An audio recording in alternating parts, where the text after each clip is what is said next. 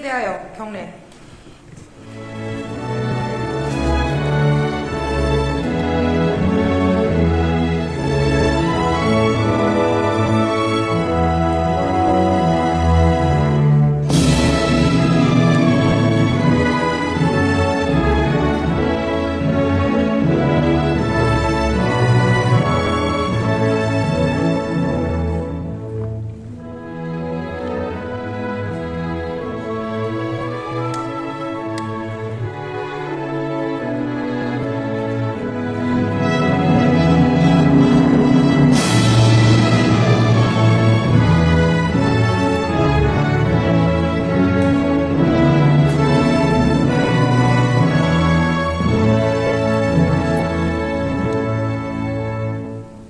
바로 모두 자리에 앉아주시기 바랍니다.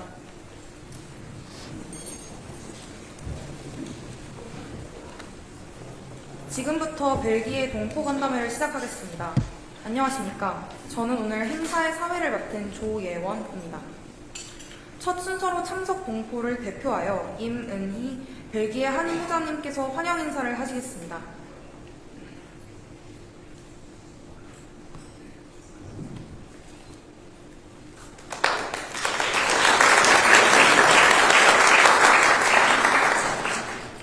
존경하는 대통령님, 여사님, 친애하는 한국 동포 여러분, 안녕하십니까. 벨기에 한인회장 이문희입니다.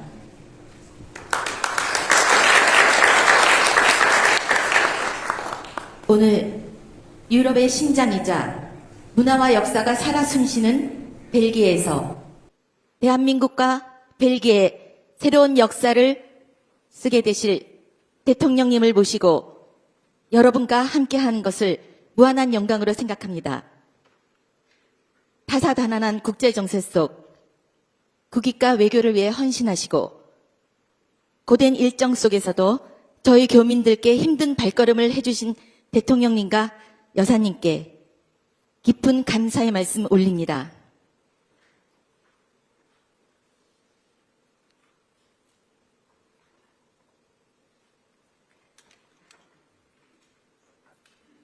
여러분, 우리에게 이토록 가슴 벅찬 역사와 감동을 선물해 주신 대통령님은 벨기에를 방문하셨던 역대 대통령님들 중에서 최초로 교민 간담회를 마련해 주셨습니다. 우리에게 이 감동을 선물해 주신 대통령님과 여사님께 큰 박수로 환영을 부탁드리겠습니다.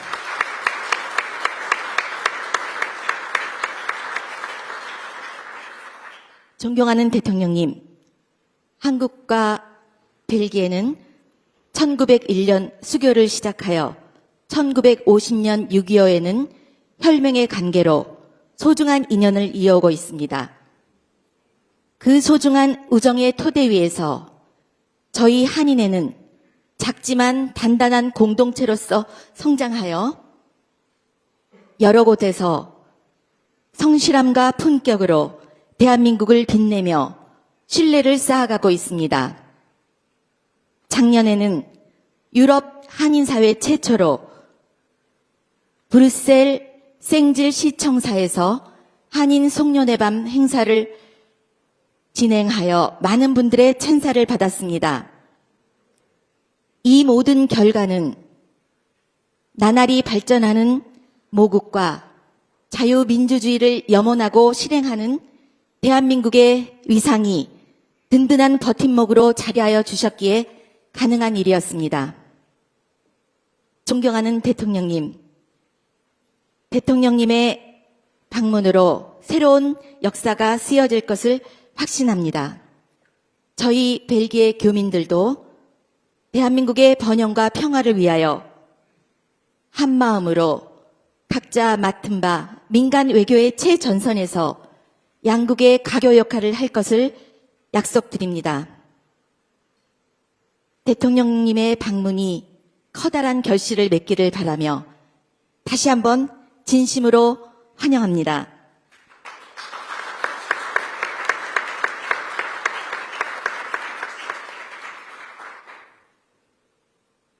여러분, 저는 오늘 힘들고 빽빽한 일정 속에서도 저희 한인회를 찾아주신 대통령님을 보고 애국이란 것을 느꼈습니다.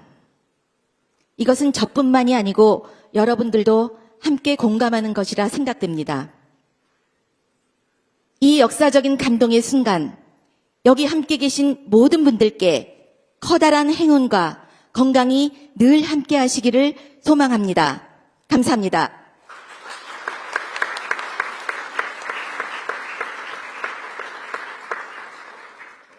이문희 벨기에 한인회장님, 진심 어린 환영사 감사합니다.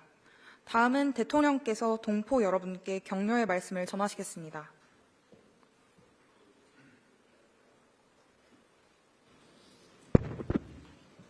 네, 여러분 반갑습니다.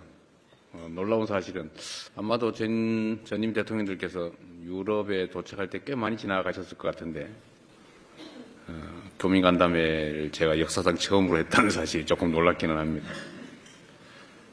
이곳 교민들 수가 대개 한 5,000명 교민, 그러니까 재외 국민 더하기 동포, 국적을 갖지 않지만 대한민국에 전에 국적을 가졌거나 부모가 또는 많이 선대들이 대한민국 국민이었던 분들의 자손들, 동포라고 부르죠.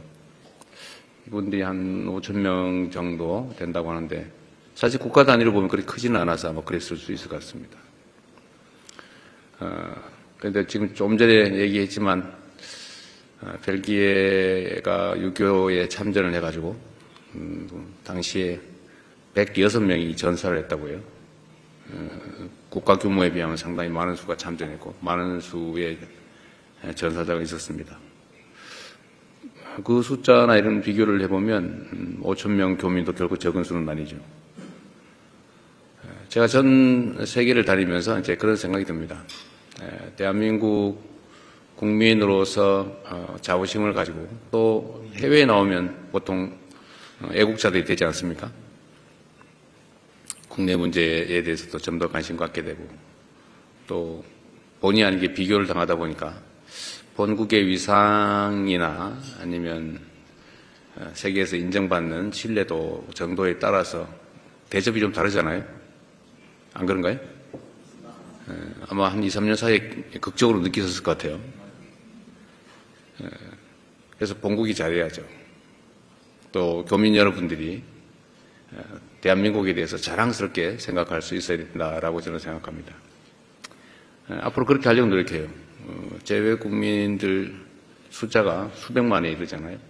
많게는 750만 이렇게까지 얘기하기도 하는데 앞으로 각 국가별로 저는 재외 동포들에 대한 정책을 좀 지금까지와는 좀 다르게 바꿔야 된다고 생각합니다. 우리 여기 대사님도 계시지만 여러분들 대사님 자주 뵙나요? 말이 없네.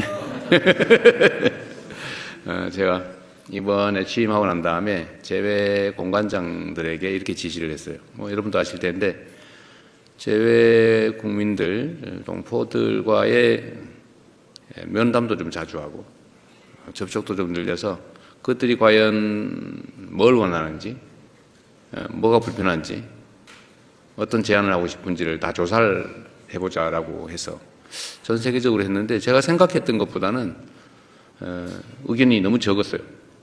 1,200건인가 밖에 안 됐는데 제가 보기에는 한 10배 이상 나와야 정상이죠.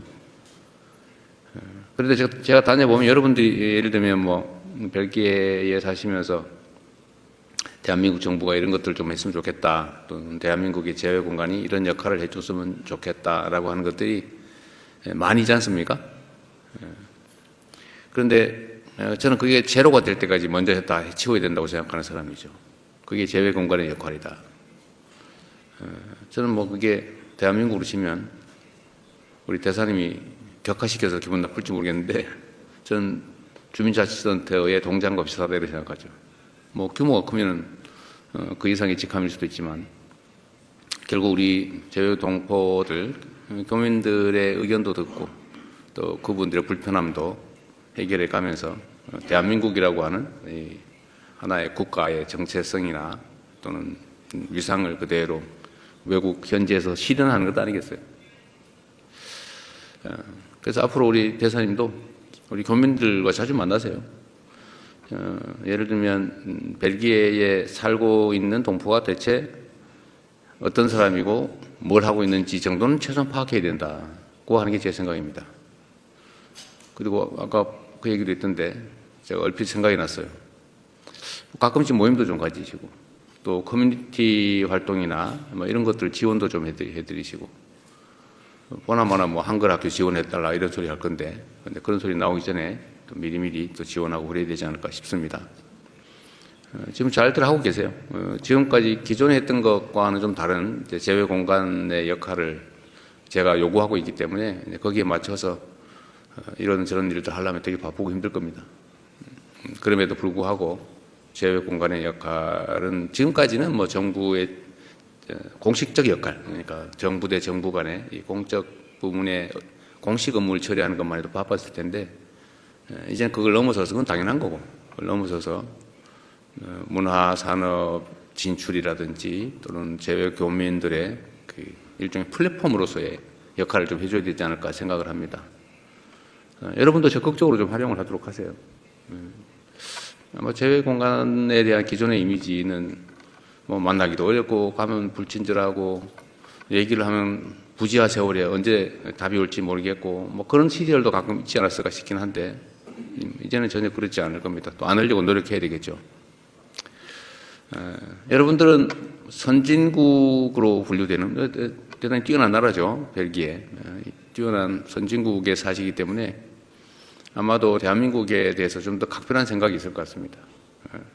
대한민국에 대한 평가가 아주 짧은 시간에 극적으로 바뀌었죠.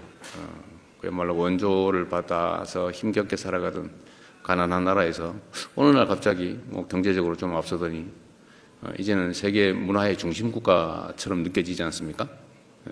정말로 장족의 발전을 했다고 하죠. 그 변화, 그 발전에 따라서 엄청나게 국가에 대한 인식도, 이미지도 많이 바뀌었을 거예요. 여러분의 고국에 대한 이미지도, 자부심도 많이 바뀌었겠죠.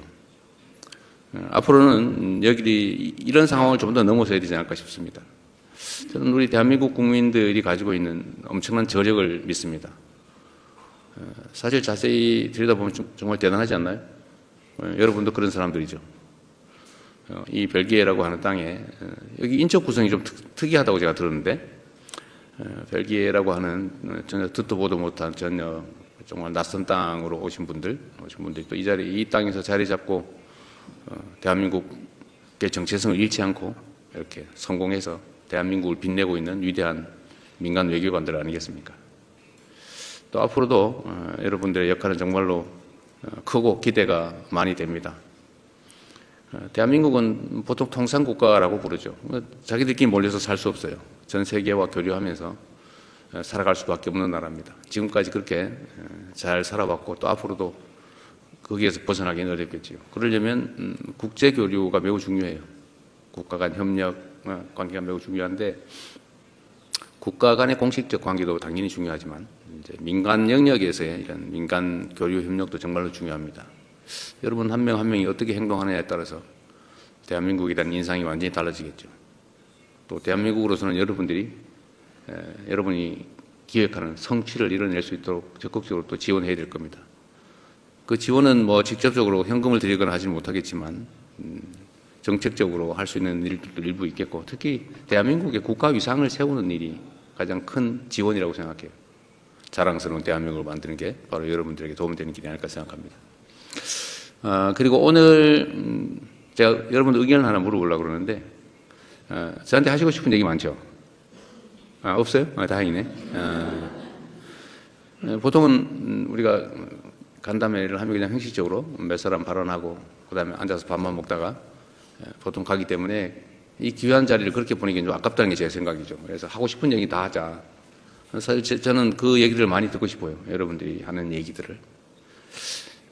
그렇게 하실래요? 기회를 드릴까요?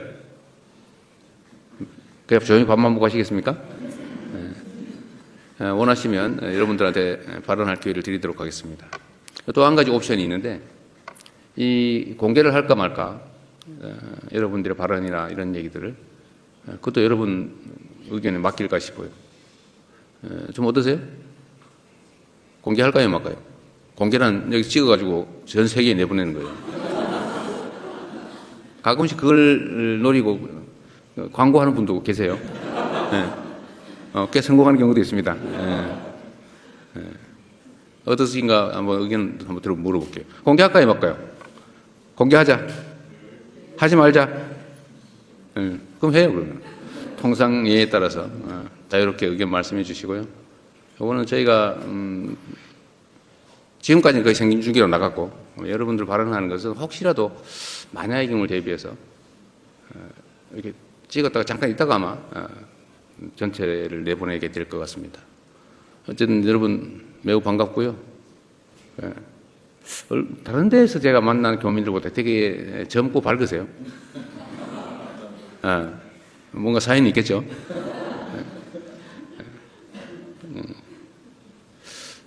그리고 여러분들 정말로 격변하는 대한민국을 보면서 걱정 많이 했죠. 빠른 시간 내에 또 회복하고 있습니다. 또 앞으로 지금까지와는 훨씬 더 나은 대한민국을 보여드릴 겁니다. 감사합니다.